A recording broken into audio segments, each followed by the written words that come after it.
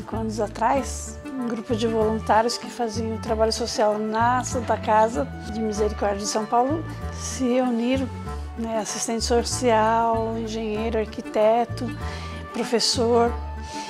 Eles vieram para a região para melhorar a condição de vida das pessoas. Eles perceberam, eles tomaram conhecimento que as casas que existiam aqui na região, que era uma região que começava a ser habitada, eram muito insalubres, né? Casas sem janela, sem ventilação, sem iluminação, sem saneamento básico.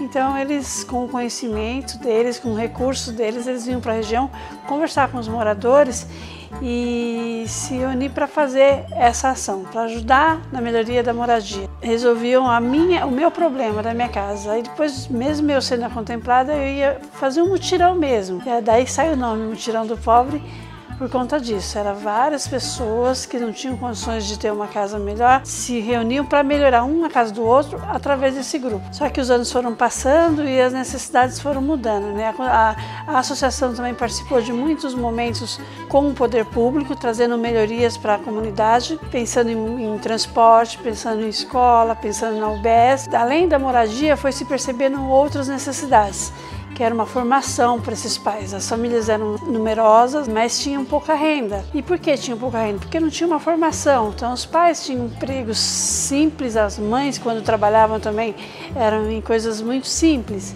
Então foi se dando cursos de cabeleireiro, manicure, crochê, bordado, para os pais marcenaria, e foi se mudando um pouquinho também da história, mas se percebeu uma nova necessidade, que era os pais arrumando trabalho, as crianças não tinham onde ficar, ou seja, ou então ficavam ou na rua ou ficavam trancados dentro de casa.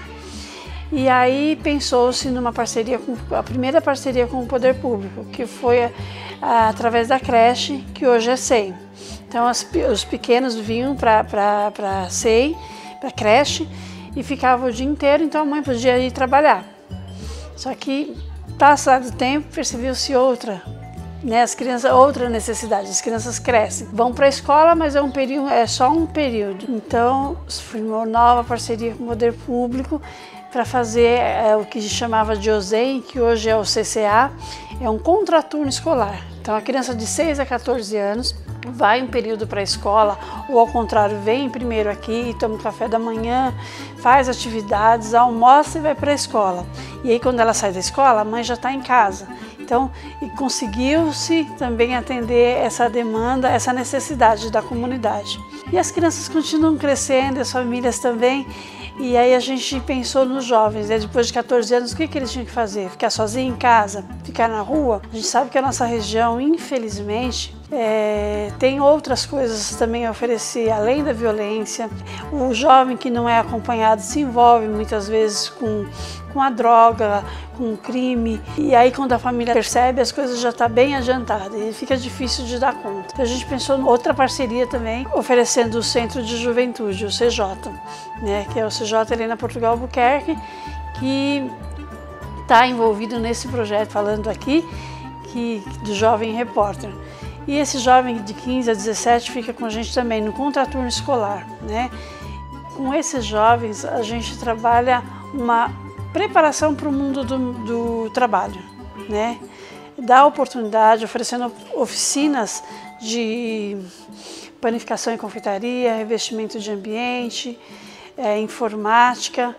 Agora, com o Jovem Repórter, está tendo noção do que é o jornalismo, né? O que é a profissão repórter. E o que a gente percebe assim, que está motivando muito eles, né? Tá envolvendo muito dos jovens, tanto pela dinâmica, pela metodologia que tem sido usada, que é a prática, que é uma entrevista, que é um registro fotográfico, que é uma redação, mas também perceber, né, que o mundo não se resume com o que ele vive na nossa comunidade, ele pode ir mais longe. Então a associação busca busca contribuir tanto com a sociedade, tanto com a comunidade, como com o poder público, melhorar a qualidade de vida dessas pessoas que a gente atende aqui, mostrando e tentando oportunizar momentos e situações para que ele tenha uma perspectiva de vida melhor do que os pais tiveram e do que eles podem vir a ter.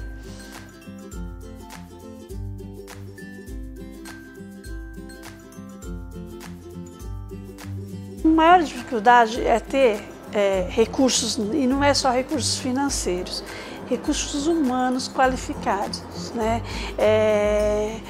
Mais opções de projetos para os nossos jovens, para as nossas famílias também, resposta para as nossas famílias, né?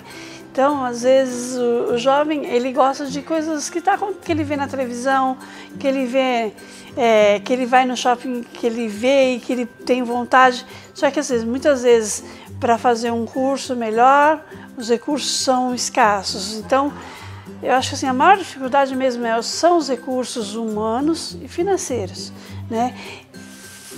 E eu acho que o poder público poderia nos contribuir mais. Eu acho que investindo mais nesses projetos que a gente desenvolve aqui, porque eu acho que acabamos sendo um braço também do poder público no que diz respeito à qualidade de vida, a melhorar a qualidade de vida da população. A principal dificuldade é isso, os recursos públicos, recursos financeiros, recursos humanos. Para o espaço, acho que nós somos uma organização até privilegiada, temos um espaço bem favorável ao que a gente se propõe.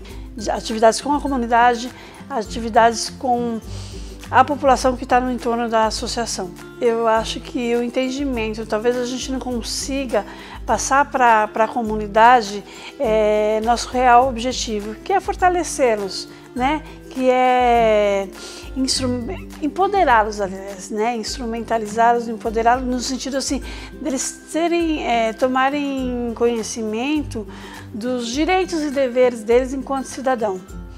Então, talvez pela falta de recursos humanos, por falta de recursos financeiros, por falta de recursos técnicos mesmo, a gente não consiga atingir um maior número de pessoas.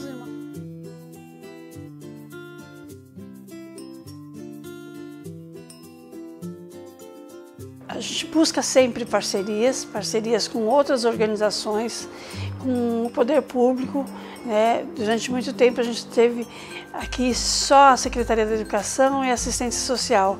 Hoje a gente está com uma cultura, tem a Secretaria de Agricultura também, que a gente tem um trabalho com eles. E a gente procura os parceiros da comunidade. Então a gente tem o serviço de saúde, que é o UBS, a gente tem um trabalho que é desenvolvido, que mensalmente vem alguns técnicos conversar com os nossos jovens, conversar com as nossas famílias, orientando, passando informação. Com a escola vizinha também, os nossos eventos, elas sempre estão presentes, também os eventos deles a gente está presente para fortalecer e nos fortalecer, né? A própria comunidade, a gente tem famílias que contribuem muito, né? E isso hoje é as ferramentas que nós utilizamos. Acho elas fundamentais, mas ainda falta, precisamos de mais, né? Porque as necessidades, as demandas que aparecem no dia a dia são grandes e muitas delas a gente não tem resposta, mas através desses parceiros, dessas relações que a gente estabelece tanto com a comunidade, tanto com a iniciativa privada como com o poder público.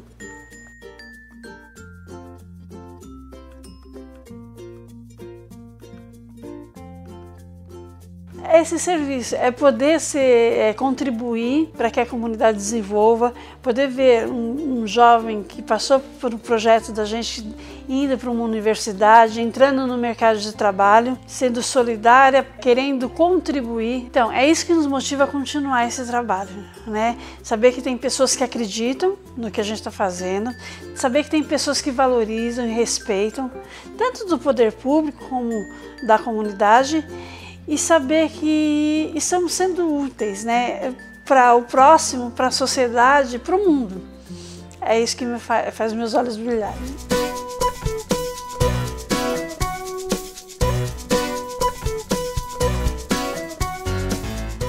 A associação Mutirão ela é constituída por presidente, vice-presidente, tesoureiros, né?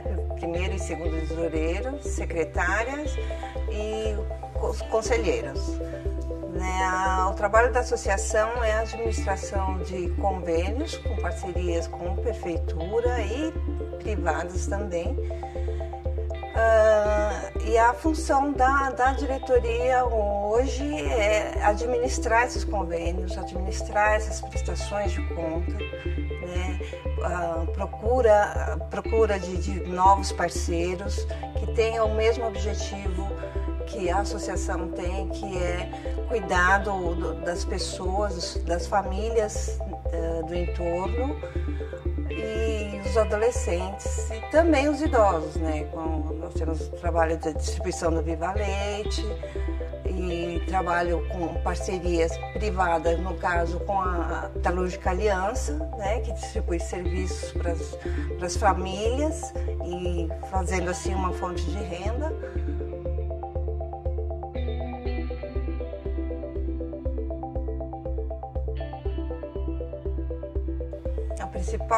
A principal dificuldade é a sustentabilidade, porque os convênios não garantem 100% da sustentabilidade da associação hoje, né? E as parcerias com empresas privadas não são pontuais e as necessidades da associação sim.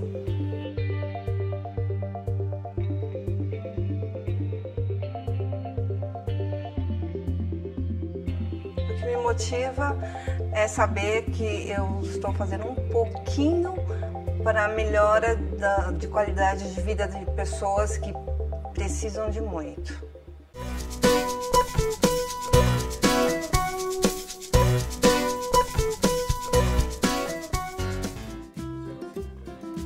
Bom, a subprefeitura é um órgão dentro da prefeitura, um subórgão que tende a atender a população local.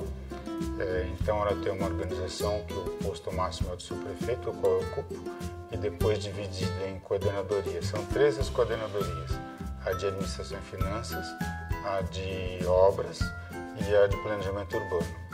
Abaixo vem as supervisões e aí a nossa função é atender a comunidade dentro do nosso espaço. E nesse espaço nós temos que fazer especialmente a manutenção. É a principal responsabilidade das subprefeituras, a manutenção da nossa cidade. Grandes obras, grandes eventos, grandes divisões políticas são feitas por secretarias que atendem diversas subprefeituras.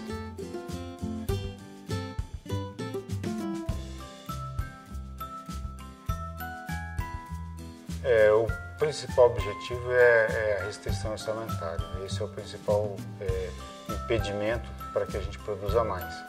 Embora todo ano, na metade do ano agora, a gente faz estudo do nosso orçamento do ano que vem, a gente submete isso a uma aprovação, que no final do ano, mesmo que aprovado na íntegra, normalmente não normalmente existem cortes, mas mesmo aquele aprovado, ele vem com restrição de uso.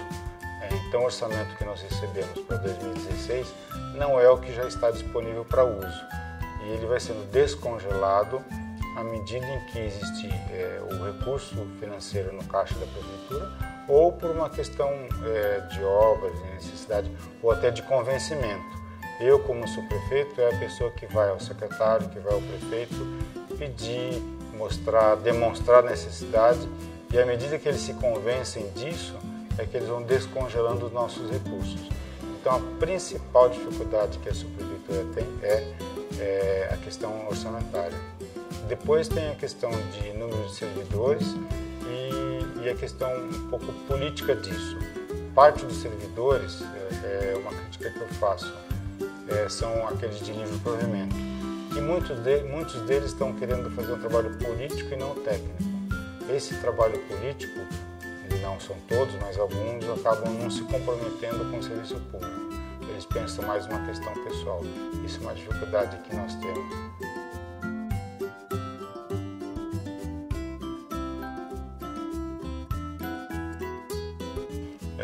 O contato com a comunidade, especialmente, e trabalhos de parceria. é a forma com que a gente consegue contornar as nossas dificuldades financeiras. Então a gente obtém apoio de uma empresa, obtém apoio de uma comunidade, obtém apoio de pessoas, né, que nos ajudam, e a gente monta alguns trabalhos. Por exemplo, a gente vem fazendo em alguns finais de semana um trabalho de evitar o baile funk, o pancadão, pelo menos num horário em que as pessoas não conseguem dormir. Isso depende muito da participação da comunidade. A comunidade tem que nos apoiar, entender, e aí em conjunto nós estabelecemos alguns trabalhos. Pequena implantação, uma pequena, como aqui perto nós estamos fazendo a baia dos ônibus. São ruas estreitas que têm dificuldade de tráfego dos ônibus.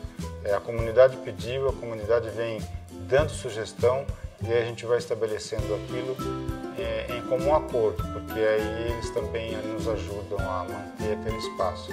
A sugestão de tirar as caçambas era uma dúvida nossa, se a retirada de caçamba onde as pessoas jogam lixo seria eficiente, porque as pessoas já têm aquele espaço para jogar lixo. Por outro lado, eles não vinham obedecendo muito esse critério, porque algumas pessoas vêm de longe, jogam o lixo, não cai na caçamba e ninguém volta para recolher. Como tentativa, como estratégia de limpeza, nós decidimos tirar a caçamba. E por incrível que pareça, é o que está dando mais certo. Quando nós tiramos aquele ponto de jogar lixo, as pessoas agora, não vendo a caçamba, não deixam mais o lixo lá. Parece que vem dando algum resultado.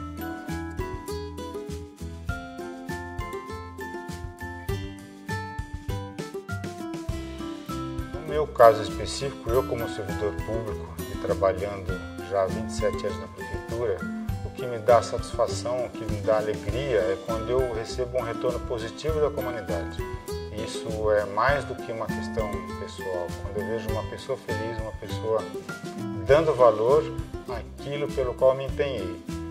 Esse é o trabalho que me dá mais satisfação, que eu fico feliz quando eu vejo uma criança fazendo elogio, uma conselheira tutelar dizendo que a mãe está elogiando o trabalho dessa prefeitura. Por quê? Porque está sendo mais fácil para ela evitar com que o filho fique no baile funk. Então, o retorno da comunidade, o retorno das pessoas que moram nesse espaço, quando positivo, é aquilo que faz o meu olho ficar mais vibrante.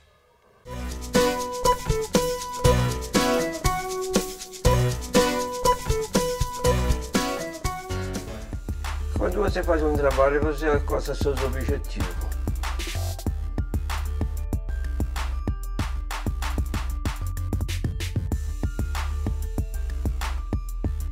Olha, as grandes dificuldades, inclusive hoje, é que as pessoas, ao construir, não pensarem no futuro, pensarem no presente. Construir uma casa precisa de calçada, precisa de rua para coletar o próprio lixo que eles vão produzir. Precisa deixar espaço para um centro comunitário, para uma reunião com a comunidade, eles não deixaram. Eles ocuparam todos os pontos baixos que hoje tem problema de enchente. Quando às vezes a prefeitura vem para fazer uma obra, qualquer órgão público, uma rede de água e esgoto, eles encontram a dificuldade não pelo tamanho da obra, e sim pela situação do local onde o pessoal está querendo a obra. Então isso é uma da maior dificuldade que se encontra hoje, é a forma que foi construído, sem planejamento, sem deixar uma área reservada para uma escola, uma área reservada até para uma igreja, posto de saúde para uma escola, nada disso foi pensado, quer dizer, foi um crescimento sem planejamento. Isso hoje é um problema, já não é mais uma solução. Na hora de fazer algumas obras, encontra dificuldade por causa da forma como foi iniciado as construções.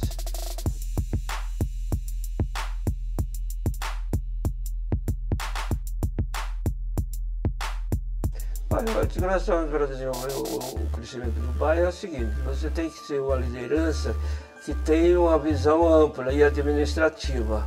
Você tem que pensar no presente e no futuro. Participar das reuniões, levar as informações dessas reuniões para a comunidade, buscar solução para resolver os problemas.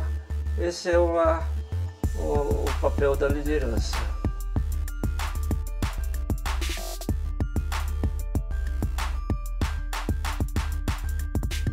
quando você faz um trabalho em busca do objetivo e você consegue resolver o problema. Aí esse trabalho, ele tem um sabor diferente, ele tem um sabor de quero mais. Bom, primeiro eu quero falar e dar parabéns a todas as pessoas que fazem parte do grupo do Mutirão, a importância do trabalho do Anjada aqui no Mutirão, da Bel e na verdade todo o grupo no geral. Porque quantas crianças hoje que as mães vão trabalhar, deixam elas aqui e fica tranquilo que sabe que está bem protegida, quantos jovens já vieram aqui, que saíram daqui e hoje estão trabalhando. Quer dizer, é uma grande importância o trabalho de todos aqui no Mutirão. Então esse é um ponto que eu não posso deixar de agradecer. E eu na verdade eu não sabia bem, eu morava próximo e eu não sabia o que o Mutirão fazia. Hoje eu sei o que o Mutirão faz. Em 2015 para cá eu comecei a vir com mais frequência aqui e aí foi que eu vim descobrir a importância que tem o Mutirão aqui na nossa região. Também eu não posso deixar de agradecer todos os órgãos públicos, subprefeitura, agradecendo todos os funcionários, Sabesp, Secretaria da Habitação, sempre presente nos momentos mais difíceis.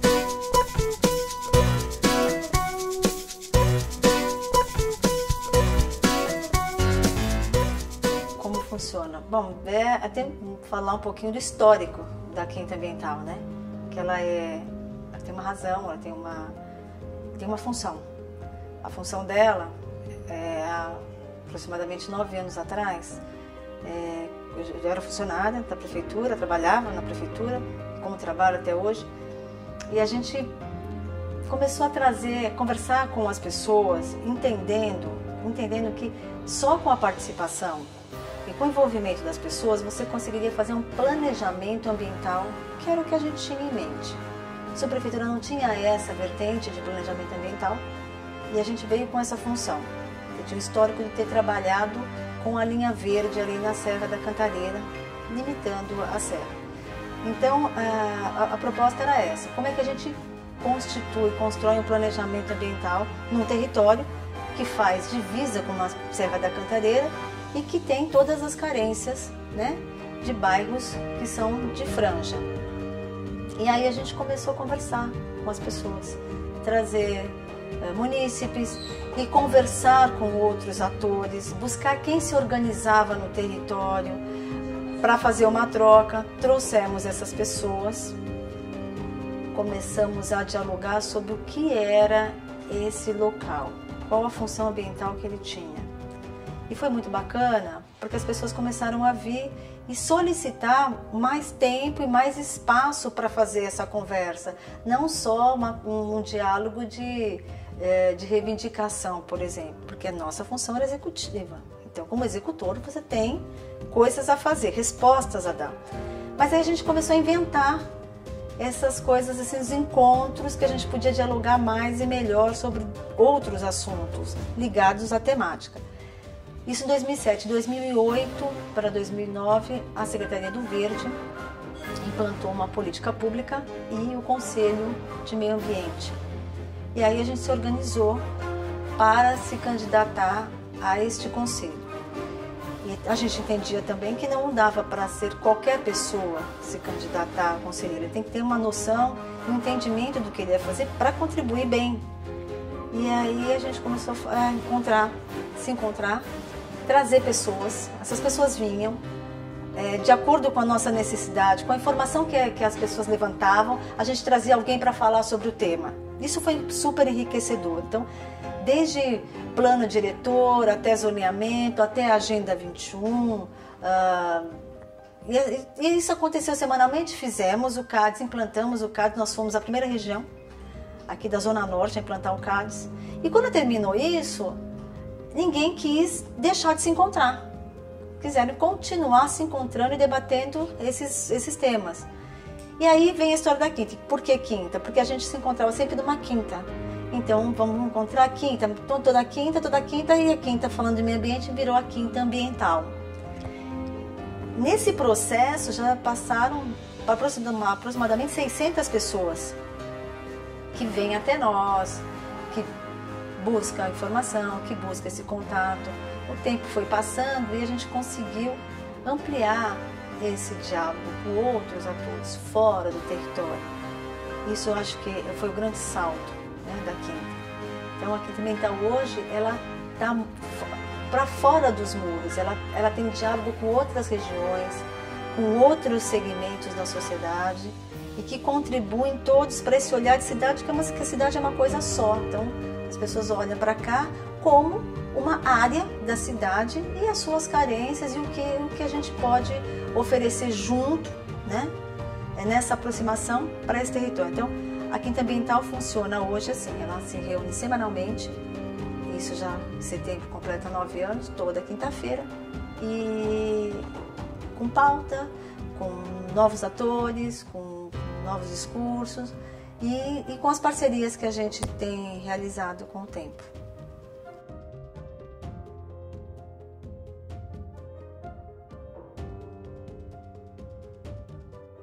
É isso mesmo, não tem um objetivo único. O objetivo é estar junto, é trocar. Eu acho que a gente a Quinta passa o que passa a cidade, né? A cidade passa uma dificuldade muito grande, pela dificuldade inclusive da convivência, né? Como as pessoas não convivem, as pessoas não se tocam, não interagem, os espaços públicos não existem para interação. Então, eu acho que o maior problema que a gente vê e que a gente sente é a falta dos espaços, não espaços físicos, mas condição desses espaços públicos acontecerem. A gente fala assim, até a gente já comentou isso, é meio como uma boemia, né? A boemia era aquela coisa, as pessoas vão lá, sentam e discutem temas, e ali elas buscam referências, e elas se orientam, e a gente é um pouco essa boemia, de estar junto, ampliando essa conversa, ampliando essa discussão. E muitas vezes a gente não encontra o espaço físico para isso, porque o reconhecimento desse processo como processo, ele é difícil, né? Porque você tem dentro de uma instituição pública algo que que ele é pautado numa lei e ele tem regras muito claras. A Quinta Ambiental, ela não está dentro de uma instituição, ela não é uma orientação de uma política pública determinada. Ela é, na realidade, pessoas que se juntam e trazem a sua experiência, não querem a formalização, porque atribuem que o sucesso dela é justamente em função dessa coisa descontraída, do poder ir e vir, né? E tratar a questão do mundo real, mundo vivido. A gente fala do mundo vivido, dos sentimentos, então ela não é algo institucionalizado. E como não é institucionalizado, às vezes corre alguns riscos, né? De perda de espaços, né? De ter dificuldade em alguns arranjos, mas em tese eu acho que o problema é a cidade, é o que a cidade passa, é o afastamento, a falta de urbanidade entre as pessoas.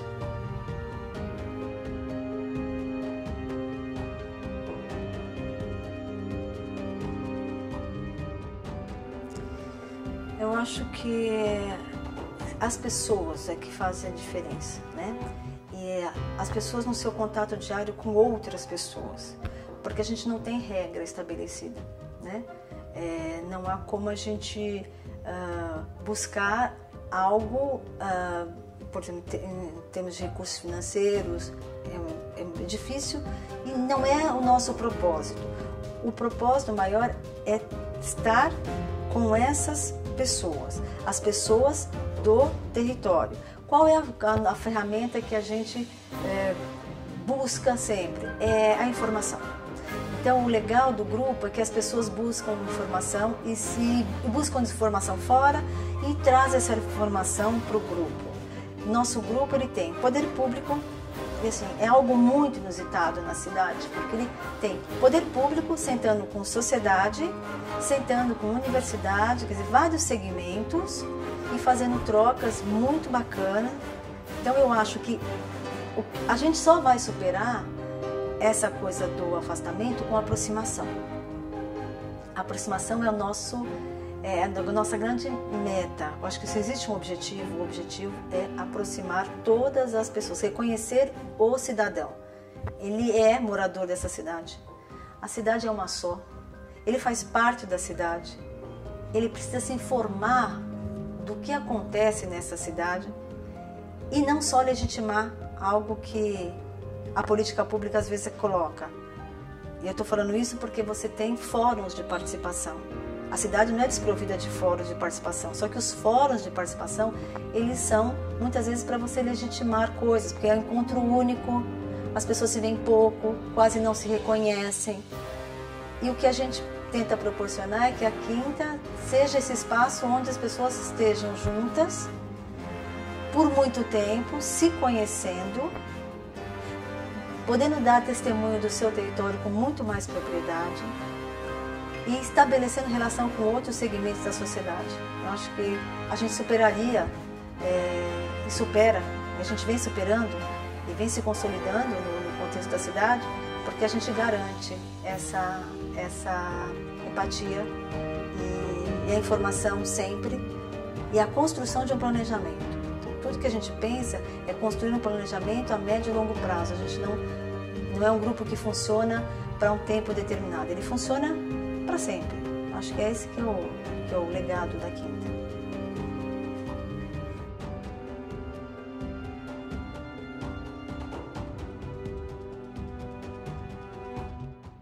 São esses 9 anos, são essas pessoas que estão no nosso convívio. Saber que há possibilidade de mudança e que a gente está se dispondo a fazer isso. As pessoas que estão conosco, elas se dispõem verdadeiramente. Tem uma confiança no outro, confiança no seu parceiro, que a obra é legítima, que as pessoas são sinceras e que elas estão juntas e têm carinho, têm afetividade. Então, isso tudo junto é que faz com que a gente realmente levante e fale, olha, eu vou ficar o dia inteiro, e vou rodar à noite, vou no sábado, porque isso é realmente que me motiva, são as pessoas com quem eu convivo.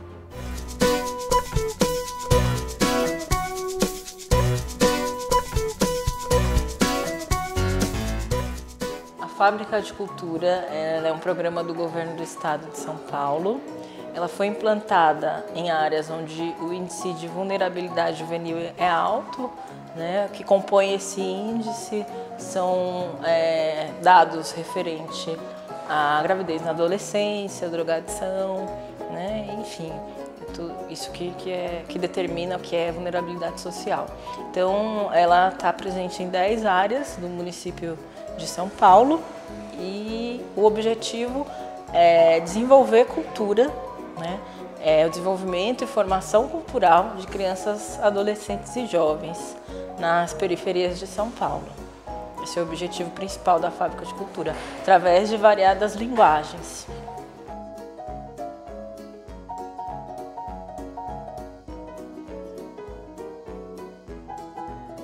A principal dificuldade é a localização.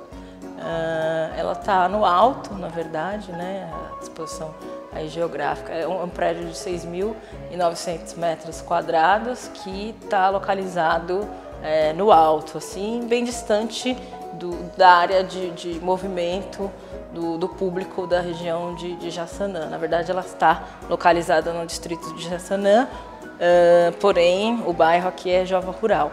Então o acesso, né, é um pouco dificultado. Porém, nós alcançamos o público, então é feita divulgação em escolas, instituições, para fazer com que esse público saiba, né, dessa política pública, do programa e se aproprie do espaço cultural.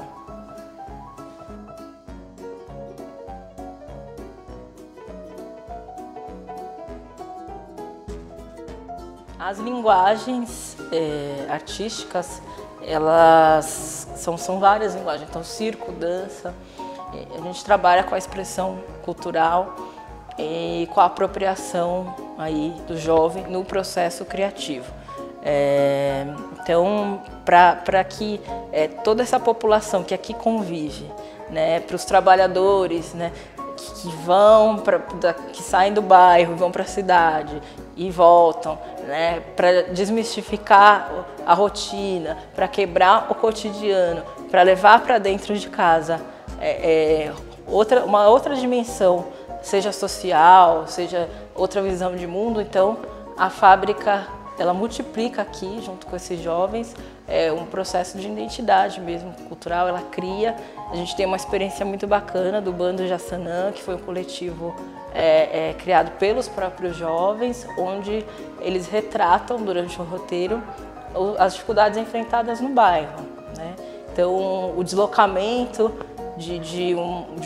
para ir para um show, por exemplo, no centro da cidade, ida e vinda, né? O quanto que isso é difícil para eles, mas que aqui eles encontram nesse espaço um lugar para se discutir, para se divertir enfim, e acessar a cultura de fato. Então, isso acaba chegando nos lares, para as famílias deles, para os amigos, isso vai para a escola.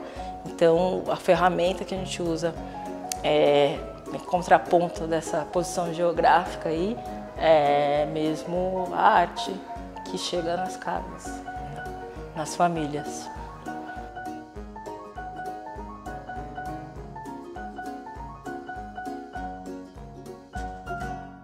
O empoderamento do jovem. Então, aquele jovem que chega aqui é muito tímido, vislumbrado com esse espaço, com essa estrutura, né? Daqui a gente vê a arquitetura da fábrica do morro para cá. Então, é um espaço arquitetônico dentro de em volta a gente tem um morro. Então, o jovem ele chega muito tímido e impactado. E ao longo do processo, ele começa aí a ter uma outra expressão, seja corporal, uma outra forma de se manifestar, de se comunicar com o outro, dialogar com o espaço, de ver não só as dificuldades, mas o que o entorno, o bairro onde ele convive, ele transita, né, as mudanças do espaço onde ele mora. Então, o empoderamento desse jovem que faz com que os nossos olhos brilhem mesmo.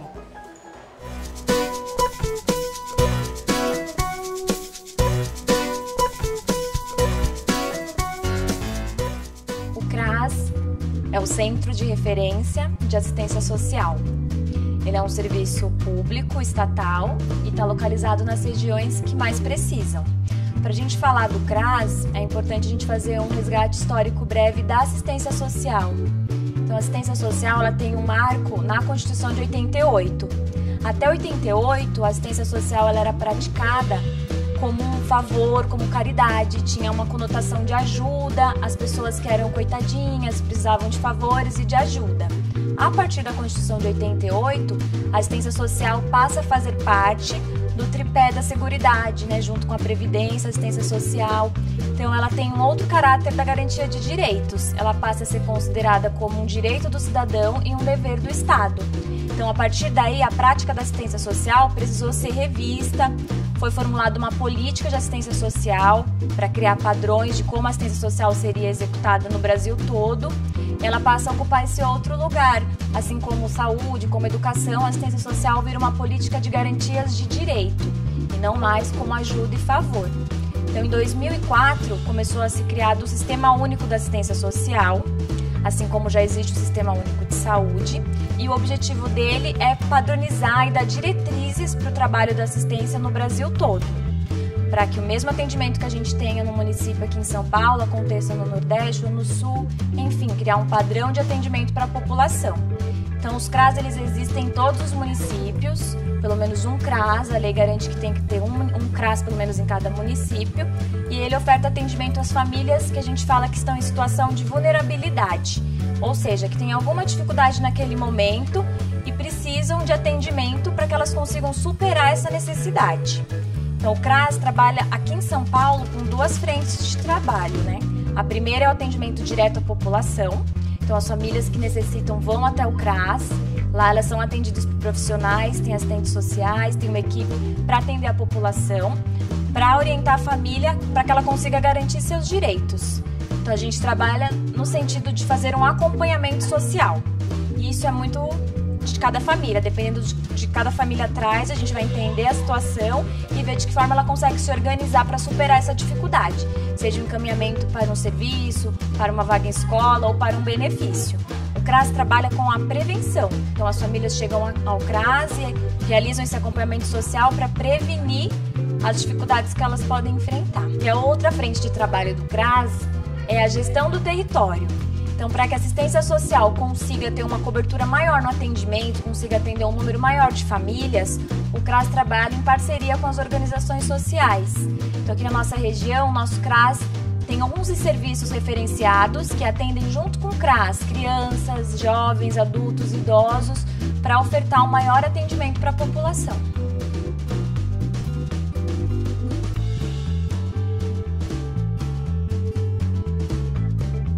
Uma das grandes dificuldades é que a assistência social ainda não tem uma cobertura total dos territórios. Então, em São Paulo, seria necessário um número maior de CRAS, como prevê a política, que um CRAS tem a capacidade de atendimento de até 5.000 famílias. Então, no nosso território, que é muito grande, precisaria ter mais CRAS para garantir uma cobertura maior desse serviço para a população.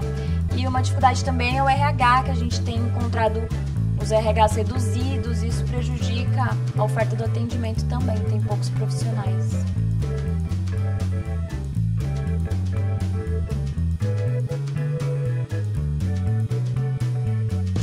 Eu colocaria como principal recurso o nosso compromisso, o nosso RH, que embora reduzido, ele tem um compromisso muito grande com o trabalho, com a população. Então acho que isso acaba sendo o principal recurso que a gente tem para enfrentar essa dificuldade. Uma equipe que trabalha unida, junto com a rede, comprometida para ofertar um atendimento de qualidade.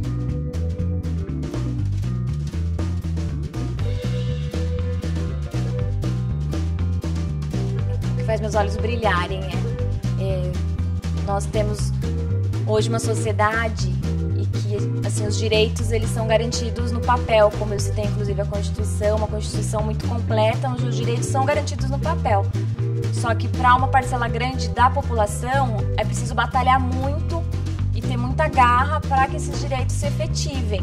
E eu vejo a assistência social com esse papel, de estar junto com a população para buscar estratégias para que as famílias e a população consigam garantir esses direitos. Então, essa motivação, e a cada momento que a gente percebe um avanço, que às vezes parece pequeno, mas para a família é grande, um passo que ela dá na conquista de um direito, na garantia de um direito, isso faz meus olhos brilharem.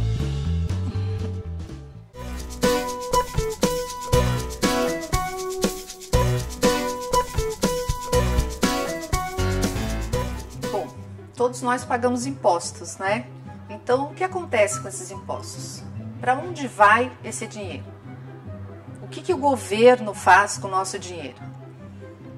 Então vamos pensar no que está aqui, no que nós temos aqui, e imaginar o que o governo está fazendo com esse dinheiro.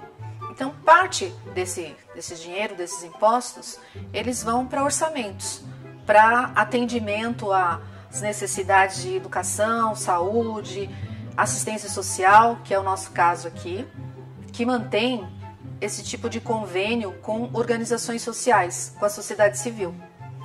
Então, quando nós estamos aqui, estamos recebendo todas essas atividades, essa convivência, estamos aqui integrando, estamos num curso, vamos imaginar que verba é essa, de onde ela vem? Ela vem daí, ela vem de um orçamento.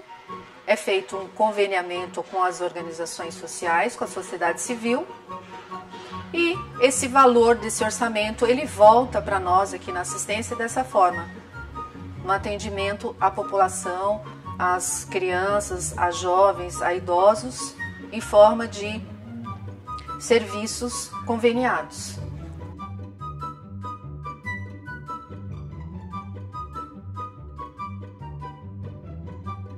Os documentos, tem uma listagem lá de documentos que essa organização tem que estar em dia, tem que estar em ordem com aquela documentação, né? Ela tem que apresentar, tem prazos para ser apresentados. Após a entrega dos documentos e a organização está ok, está tudo em ordem, é assinado um contrato de conveniamento, né? E daí passa-se o segundo o segundo momento, que seria a implantação desse serviço. Então, pode ser que essa organização já tenha um local, como aqui o Mutirão ele já tem um local próprio, ou alugar esse local, ou até mesmo comprar, né, a organização, enfim. Mas esse espaço também ele vai ser avaliado por um engenheiro da prefeitura, se o espaço está adequado ou não para a implantação daquele serviço. Essas etapas, né, o serviço é implantado, é assinado o convênio e passa-se a funcionar, já vem funcionários, contratação, enfim.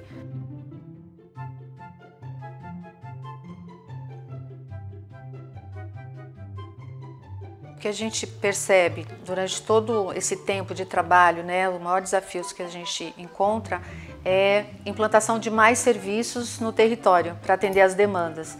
Então tem pouco serviço, por exemplo, para criança, e a gente tem uma fila aí de espera, né, dessa demanda. Então a gente percebe que realmente precisa de mais serviços em algumas regiões.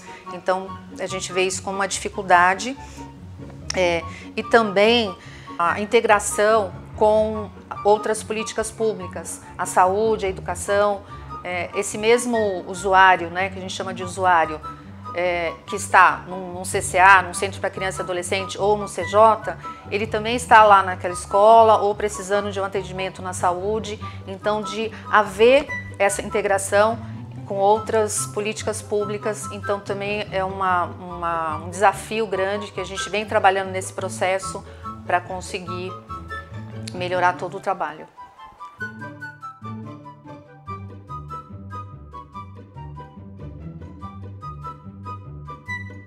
Quando realmente você consegue fazer um trabalho em equipe, saber que o esforço é de todos, que sozinho ninguém consegue nada, então, e que o seu objetivo naquele trabalho ele foi efetivado. Então, por exemplo, um jovem que você conseguiu que ele desenvolvesse a sua potencialidade, que aflorasse os seus talentos numa apresentação, e ele descobriu isso através da convivência ali no trabalho, de todas aquelas atividades, de toda a integração, e você consegue verificar que essa família, ela avançou, que esse jovem melhorou na casa dele, no relacionamento com a família, você ouve relatos, né, das famílias. Então isso motiva a continuar, a dizer vale a pena, vamos continuar investindo e dando possibilidades, né, porque a gente, penso que a gente é um facilitador, a gente facilita, a gente proporciona um ambiente favorável, faz uma acolhida, e a pessoa, o jovem, a criança, ele tendo esse ambiente, ele vai, né? Então acho que nosso papel é esse, é de ser facilitador.